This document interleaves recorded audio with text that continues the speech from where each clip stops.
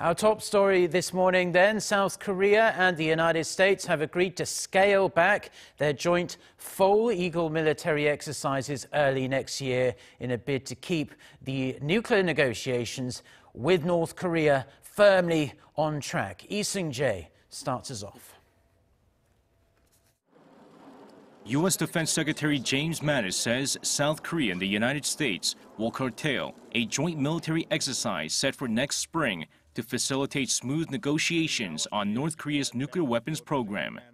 Speaking to reporters at the Pentagon on Wednesday, Mattis said the Foal Eagle exercise will be reduced in scope and reorganized a bit to keep it at a level that will not be harmful to diplomacy.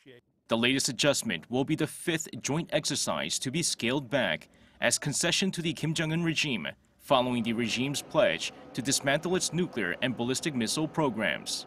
The leaders of North Korea and the U.S. agreed at their Singapore summit in June to work toward the complete denuclearization of the Korean peninsula.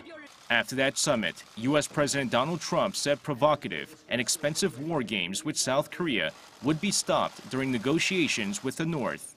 Foal Eagle is a major joint exercise that's held every spring on the Korean peninsula and is one of three large-scale drills, the others being Urchi Freedom Guardian and Key Resolve.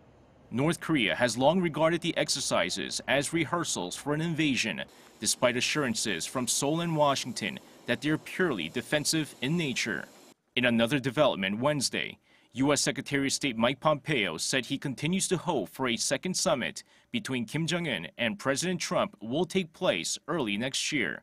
Speaking on a talk radio show, Pompeo said the U.S. is continuing negotiations with the North to get the regime to implement what Kim Jong-un has committed to, a fully and verifiably denuclearized North Korea.